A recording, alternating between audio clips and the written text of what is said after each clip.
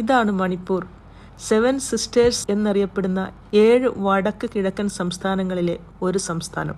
ഇവിടുത്തെ വയലൻസ് കണ്ട് നാം അക്ഷരാർത്ഥത്തിൽ ഞെട്ടിയിരിക്കുകയാണ്. ഷൂട്ട് അറ്റ് സൈറ്റ് ഓർഡർ ഇടുന്നു. ഇതിലേക്ക് നയിച്ച കാരണങ്ങൾ എന്തൊക്കെയായിരുന്നു നോക്കാം. വടക്ക് കിഴക്കൻ സംസ്ഥാനങ്ങളെല്ലാം ഹില്ലി ഏരിയ കൂടുതലും സമതല പ്രദേശം കുറവുമാണ്. അവിടുത്തെ ഡെമോഗ്രഫി അതുകൊണ്ട് തന്നെ പ്രത്യേകത ഉള്ളതാണ്. ജനസംഖ്യയുടെ 65% വരുന്ന മെയ്തൈ വിഭാഗം, 10% വരുന്ന പ്ലെയിൻ ഏരിയയിലും ബാക്കി വരുന്ന 35% ട്രൈബൽ ഗ്രൂപ്പ് ഹില്ലി ഏരിയയിലും താമസിക്കുന്നു. ഈ ട്രൈബൽ ഗ്രൂപ്പ് വിവിധങ്ങളായ ചെറിയ ചെറിയ ഗ്രൂപ്പുകൾ ഉൾക്കൊള്ളുന്നതാണ്. മെയ്തൈ ഭാഷയാണ് ഇവിടുത്തെ ഭാഷ.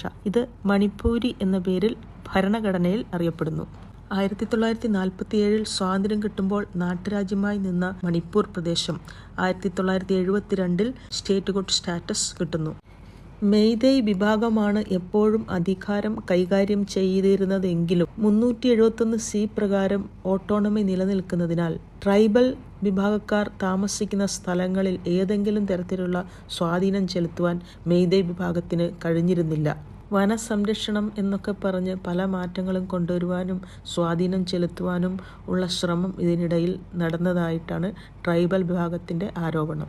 371C നിലനിൽക്കുന്നതിനാൽ മൈഗ്രേഷൻ നടക്കുന്നതെല്ലാം മെയ്തൈ വിഭാഗങ്ങൾ താമസിക്കുന്ന ഏരിയയിലേക്കാണ്. ഇത് തങ്ങളുടെ കമ്മ്യൂണിറ്റിയെയും കൾച്ചറിനെയും ബാധിക്കുന്നു എന്നതാണ് മെയ്തൈ വിഭാഗത്തിന്റെ പരാതി. അതുകൊണ്ട് തന്നെ തങ്ങൾക്ക് ട്രൈബൽ സ്റ്റാറ്റസ് വേണമെന്നും മെയ്തൈ വിഭാഗം ആവശ്യപ്പെടുന്നു.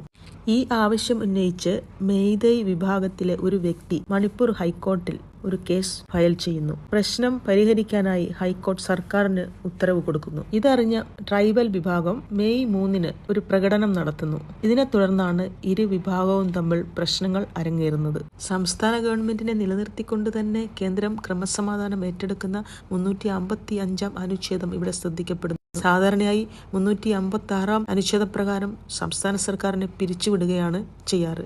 അത് ചെയ്യാതെ 355 വകുപ്പ് പ്രകാരം സംസ്ഥാനത്തെ ക്രമസമാധാനം കേന്ദ്രം ഏറ്റെടുക്കുന്നു. ഷൂട്ട് അറ്റ് സൈറ്റ് ഉത്തരവിടുന്നു. ബ്രിട്ടീഷുകാരുടെ സ്വാധീനം കൊണ്ട് തന്നെ വിദ്യാഭ്യാസത്തിൽ മുന്നോക്കം നിൽക്കുന്നവരാണ് ഇവിടുത്തെ ഗോത്രവർഗ്ഗക്കാർ. ഇംഗ്ലീഷ് ഭാഷ അനായാസമായി കൈകാര്യം ചെയ്യുന്നവരാണിവർ. ബ്രിട്ടീഷ് ഭരണകാലത്ത് തന്നെ ക്രിസ്തുമതം സ്വീകരിച്ചവരാണിവർ.